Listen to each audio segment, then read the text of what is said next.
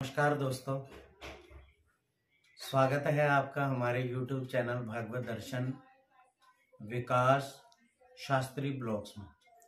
दोस्तों, आज हम फिर आए हैं एक नई वीडियो के साथ। इस समय हम सबके घर में आरती जरूर होती है, चाहे सुबह हो चाहे शाम हो। कोई भी व्रत है, उत्सव है, त्योहार है, हमारे घर में कोई छोटा मोटा अनुष्ठान है, हम अपने घर में आरती जरूर करते हैं।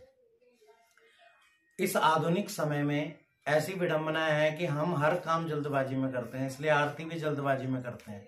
और आरती का मतलब होता है समर्पण, भगवान के प्रति समर्पण। अब वो समर्पण ही यदि ढंग से ना हो तो पूजा का फल ही नष्ट हो जाता है। तो आइए जानते हैं आरती करने के उपरांत 4 नियम जो हर व्यक्ति को जरूर करने चाहिए ताकि आरती का संपूर्ण फल हमें प्राप्त हो सके। तो आइए चलते हैं, कुछ अच्छा देखें, कुछ अच्छा सुने, कुछ अच्छा समझें, कुछ अच्छा अपनाएं। उससे पहले यदि आप हमारे YouTube चैनल पर पहली बार आए हैं तो चैनल को सब्सक्राइब जरूर करें और बेल आइकन जरूर दबाएं ताकि आप तक नोटिफिकेशन पहुंचे सबसे पहले। हमेशा एकल रूप में जलानी चाहिए, 1 बत्ती के साथ, 3 बत्ती के साथ, 5 बत्ती के साथ, 7, 9 और 11 बत्ती, और इससे ऊपर आप जितनी भी बत्ती करें। लेकिन ध्यान रखें कि जितनी भी बत्तियां आप जलाएं बेजोड़ होनी चाहिए। बेजोड़ का अर्थ है 2 से भाग ना हो। तो यहाँ पर मैं आपको प्रैक्टिकल से समझाऊंगा। ये मैंने एक आरती अपने पास जलाई है और इस आरती में मैंने 1 बत्ती लगाई है। अब मैं आपको बताता हूं कि आरती हमें किस प्रकार से करनी चाहिए। सबसे पहले ये मेरे पास आरती है और इस आरती को हमें किस प्रकार से भगवान को समर्पित करना चाहिए ये मैं आपको समझाने जा रहा हूं। सबसे पहले तो नियम है कि हम जब भी आरती को घुमाएं सीधी घुमाएं। जैसे घड़ी चलती है क्लॉकवाइज, ऐसे हम आरती को घुमाएं और प्रयास ये रहे कि दोनों हाथों से हम आरती को घुमाएं।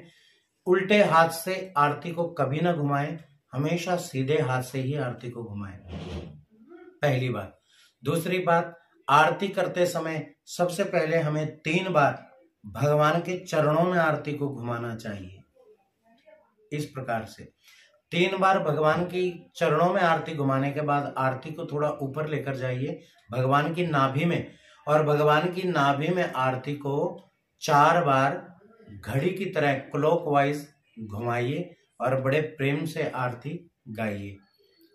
4 बार नाभि में घुमाने के बाद भगवान के मुखमंडल पर आरती लेकर जाइए और इस प्रकार से 7 बार सिर से लेकर के पैर तक भगवान को आरती दिखाइए। अब आप समझें कि भगवान को इस प्रकार से संख्याओं में आरती करने का क्या मतलब है।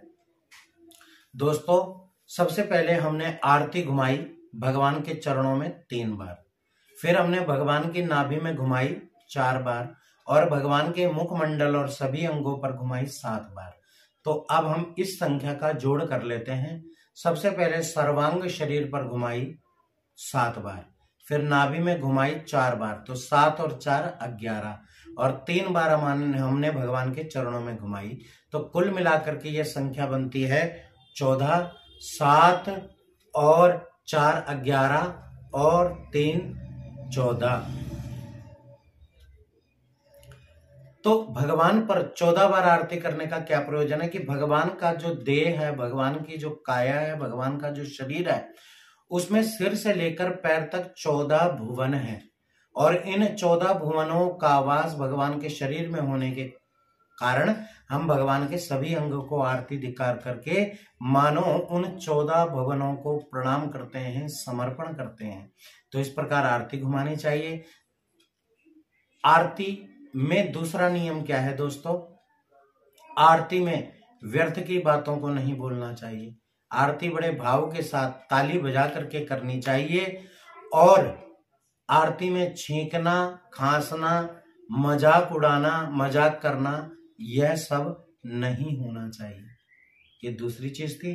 तीसरी चीज आरती में जो समझने की बात है, जब भी हम आरती का विश्राम करें, आरती हमारी संपूर्ण हो गई है, तो भगवान को इस प्रकार से शंख में जल लेकर के, थोड़ा सा जल लें आप, और ऐसे दोनों हाथ से पकड़ करके या अंगूठा लग करके ऐसे आरती के ऊपर घुमाएं और शास्त्र प्रमाण मंत्र कहें, शंख मध्य स्थितम तोयम भ्रामितम केशवोपरि अंग लगना मनुष्याणाम ब्रह्म हत्या व्यपोहति। और इस प्रकार से आरती के ऊपर शंख घुमा करके इसका जो जल है वह भगवान के चरणों में समर्पित कर, शेष जल इस प्रकार से सभी जितने भी परिवार के सदस्य हैं या अतिथि जन हैं सभी के ऊपर छिड़कें।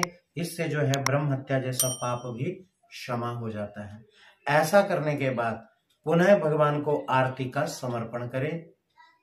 इस फूल को इस प्रकार पकड़ें, बीच की 2 अंगुली और 2 अंगूठे में फूल को ऐसे पकड़ें। फूल आप कोई भी ले सकते हैं, गुलाब का, कमल का, गेंदे का, यहाँ पर मैंने गेंदे का पुष्प लिया है। और इस प्रकार से आरती के ऊपर ऐसे घुमा करके 3 बार और इस प्रकार से भगवान को आरती का समर्पण करना चाहिए। यदि आपके देवालय में गणेश जी हैं तो इस प्रकार से आरती दीजिए, ठाकुर जी हैं तो इस प्रकार से आरती दीजिए। और सभी देवी देवताओं को आरती करने के उपरांत एक परिक्रमा क्लॉकवाइज कीजिए और सभी दिशाओं में आरती को दीजिए। यह जो पुष्प है इस पुष्प को समर्पित भगवान के चरणों में कीजिए और उसके बाद फिर आपने आरती लेनी है। आरती लेने का क्या विधान है दोस्तों?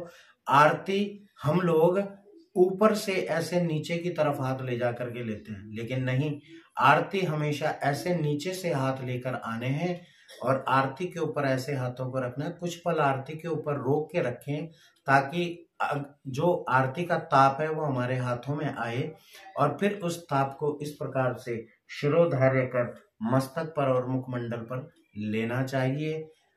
ये आरती करने का और लेने का नियम है दोस्तों। आरती के बीच में यदि आरती को ले लिया जाए तो आरती को भगवान को समर्पित नहीं करना चाहिए, क्योंकि वो आरती झूठी मान ली जाती है। इस प्रकार से अंत में आरती की थाली को, आरती जो होती है ये आरती, इसको भूमि में रखने का विधान है। तो नग्न भूमि में आपने आरती को नहीं रखना है। पुष्प लेकर के पुष्प के ऊपर आप आरती को रखिए या किसी प्लेट में रखिए, किसी थाली में रखिए, चावल के ऊपर रखिए या कोई लकड़ी की चौकी पर कपड़ा बिछाकर, कोई साफ वस्त्र बिछा करके उसके ऊपर इस आरती को आपने रखना है दोस्तों। तो ऐसे आरती को आपने नहीं रखना है, क्योंकि जिस चीज का संबंध भगवान से जुड़ जाता है वह भगवान के समान पूजनीय वंदनीय हो जाती है। तो इसलिए आरती का सम्मान करना है दोस्तों। और सबसे बड़ी बात कि जब भी आप अपने घर में आरती करें तो शंख और घंटी दोनों की ध्वनि करते हुए करें, उद्घोष करते हुए करें, भगवान के जयकारे के साथ करें और मीठी मीठी तालियों के साथ भगवान का वंदन, चिंतन और पूजन करें। दोस्तों, आज मैंने आपको आरती के विषय में बताया। मुझे आशा है और उम्मीद है कि आप इसे अपने जीवन में जरूर उतारेंगे, नियम से आरती करेंगे, भगवान को समर्पित करके स्वयं भी ग्रहण करेंगे और जीवन में लाभ प्राप्त करेंगे। इसी उम्मीद के साथ ठाकुर जी से प्रार्थना, आपका जीवन मंगलमय हो, शुभ हो, आनंदमय हो। जय श्री राधे, जय श्री श्याम।